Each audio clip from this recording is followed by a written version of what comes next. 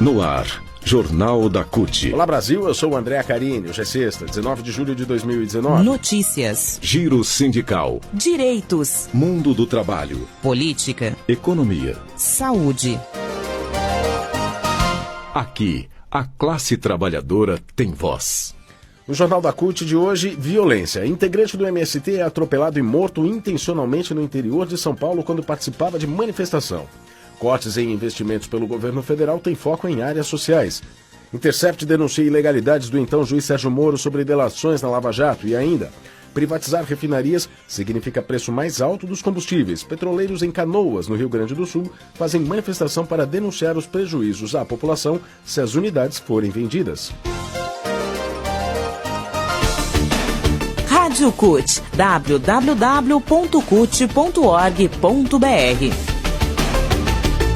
O Movimento dos Trabalhadores e Trabalhadoras Sem Terra, o MST, vai exigir da polícia e do governador do estado de São Paulo, João Dória Júnior, do PSDB, a investigação e a punição imediata de um crime cometido por um motorista que jogou o veículo em cima de manifestantes do movimento, matando uma pessoa e deixando várias outras feridas. Um idoso de 72 anos morreu, Luiz Ferreira da Costa. Isso aconteceu na manhã da quinta-feira, na estrada do Jequitibá, em frente ao acampamento Marielle Vive, em Valinhos, no interior de São Paulo. Os integrantes do MST faziam uma manifestação no local quando o motorista de uma caminhonete passou em alta velocidade e desviou o carro, atingindo os militantes.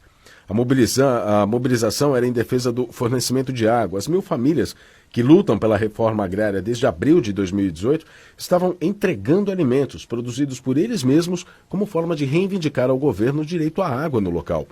O diretor nacional do MST, Gilmar Mauro, diz que testemunhas estavam sendo ouvidas na delegacia e que uma mobilização contra a violência e a propagação do ódio foi prevista para esta sexta-feira. O MST vai se responsabilizar pelos procedimentos jurídicos para achar o criminoso e exigir punição exemplar.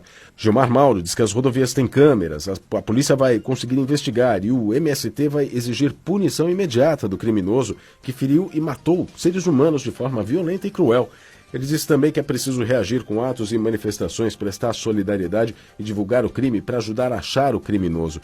Ele alerta que se não houver mobilização nesse momento, da próxima vez, podem entrar atirando não só no MST, mas contra integrantes de outros movimentos sociais, movimento sindical e todos que lutam por uma vida e trabalho mais digno para todos e pela democracia. Gilmar Mauro diz, estamos todos em risco, estamos falando de vidas.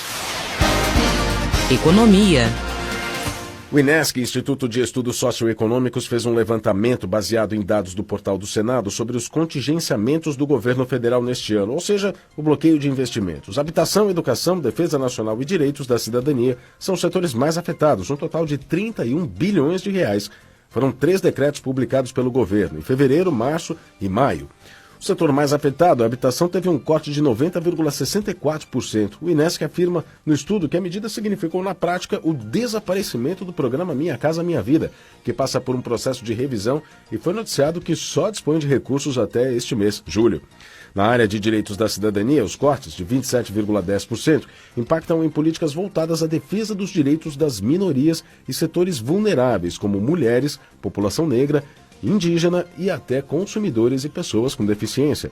Já na educação, os cortes de 5 bilhões e 800 milhões de reais representam 18,8% de todo o contingenciamento feito pelo governo. Na área da defesa, os cortes, também de 5 bilhões e 800 milhões, foram feitos em investimentos em material bélico. Giro sindical.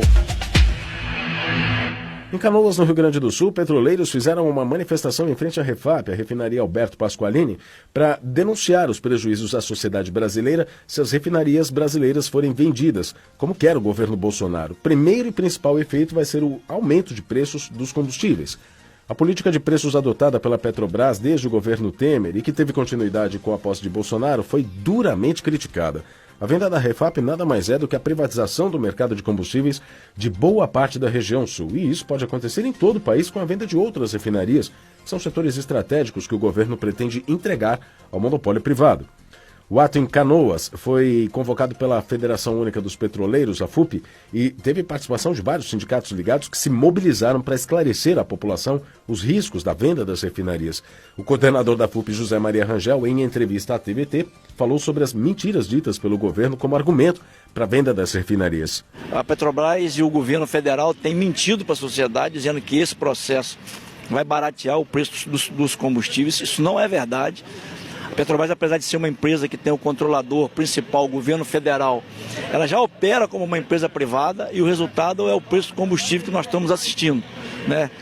E a outra mentira é que vai ter concorrência, e não vai ter. Vamos supor que cada refinaria seja vendida por um ator diferente. Nós vamos sair de um monopólio para um oligopólio. Além da Refap, outras 7 refinarias correm risco de serem entregues à iniciativa privada pelo governo. São elas a Abreu e Lima, em Pernambuco, a Unidade de Industrialização do Xisto, no Paraná, a Landulfo Alves, na Bahia, a Gabriel Passos, em Minas Gerais, a Presidente Getúlio Vargas, a Repar, no Paraná, a Isaac Sabá, em Manaus, no Amazonas, e a Lubrificantes e Derivados do Petróleo do Nordeste, no Ceará. Política. Na quinta-feira foi publicada mais uma reportagem da série Vaza Jato, feita pelo Intercept Brasil. A Folha de São Paulo publicou essa matéria. A matéria denuncia, mostrando mensagens privadas trocadas por procuradores da Operação Lava Jato em 2015, que o então juiz federal Sérgio Moro interferiu nas negociações das delações de 2 executivos da construtora Camargo Correia. Essas mensagens mostram Moro impondo aos procuradores que só homologaria os acordos se a pena proposta aos executivos incluísse pelo menos 1 ano de prisão em regime fechado. A conduta viola limites impostos pela legislação que manda juízes se manterem afastados de conversas com colaboradores. As conversas revelam também que a interferência do juiz causou incômodo entre os integrantes da Lava Jato em Curitiba. Em 23 de fevereiro de 2015, o procurador e coordenador da Força Tarefa, Deltan Dallagnol, escreveu ao seu colega Carlos Fernando dos Santos Lima, sugerindo que consultasse Moro sobre as penas a serem propostas aos delatores. As palavras que Dallagnol usou nas mensagens foram: seria bom sondar Sérgio Moro. Carlos Fernando dos Santos Lima conduzia as negociações com a Camargo Correia. A resposta dele foi de que o procedimento de delação tinha virado um caos e que ele estava vendo um tipo de barganha. Essas mensagens indicam que Dallagnol temia, além da reação de Sérgio Moro, que a imagem da Lava Jato sofresse danos se os benefícios concedidos aos executivos fossem vistos pela opinião pública como excessivos. Mas a opinião de Moro foi respeitada. Com a assinatura dos acordos 2 dias depois, ficou acertado que os 2 executivos da Camargo Correia, Dalton Avancini e Eduardo Leite, que estavam presos em Curitiba em caráter preventivo, sairiam da cadeia com tornozeleiras e ficariam mais 1 ano trancados em casa. Foi a primeira vez que executivos de uma das maiores empreiteiras do país admitiram a prática de corrupção, abrindo caminho para que outros fizessem a mesma coisa nos meses seguintes. A Odebrecht e a Andrade Gutierrez decidiram colaborar com a Lava Jato em 2016. O Intercept Brasil ouviu advogados que acompanharam as negociações com a Camargo Correia e todos afirmaram não haver dúvida de que Moro ignorou os limites da lei ao impor pena mínima como condição para homologar os acordos dos delatores. Em julho de 2015, Moro condenou os 2 executivos, o Avancini e o Leite, a 16 anos e 4 meses de prisão. Em resposta à reportagem, o agora ministro da Justiça, Sérgio Moro, afirmou que não participou das negociações de nenhum acordo de colaboração premiada na época em que foi juiz responsável pelos processos da Operação Lava Jato no Paraná de 2014 a 2018. A nota de Moro diz ainda que cabe a um juiz, pela lei, homologar ou não acordos de colaboração e que, pela lei, o juiz pode recusar homologação a acordos que não se justifiquem, sendo possível considerar o que ele chama de desproporcionalidade entre colaboração e benefícios. Só que no Brasil, a Lei 12.850 de 2013 define como papel do juiz, depois da assinatura dos acordos de colaboração, verificar a regularidade, legalidade e voluntariedade. Não tem menção na lei a essa análise que Moro faz de considerar a desproporcionalidade como condição para a homologação das delações. Jornal da CUT. E o Jornal da CUT fica por aqui. Produção da Secretaria de Comunicação da CUT Brasil, Rádio Online e Distribuição, Agência Rádio Web. Colaboração, Rede Brasil Atual e TVT. Mais notícias e informações sobre o mundo do trabalho, cut.org.br. Nas redes sociais, é só procurar por CUT Brasil, no Facebook, no Instagram e também no Twitter. Compartilhe nosso conteúdo. Muito obrigado pela sua companhia. Bom fim de semana e até a próxima edição.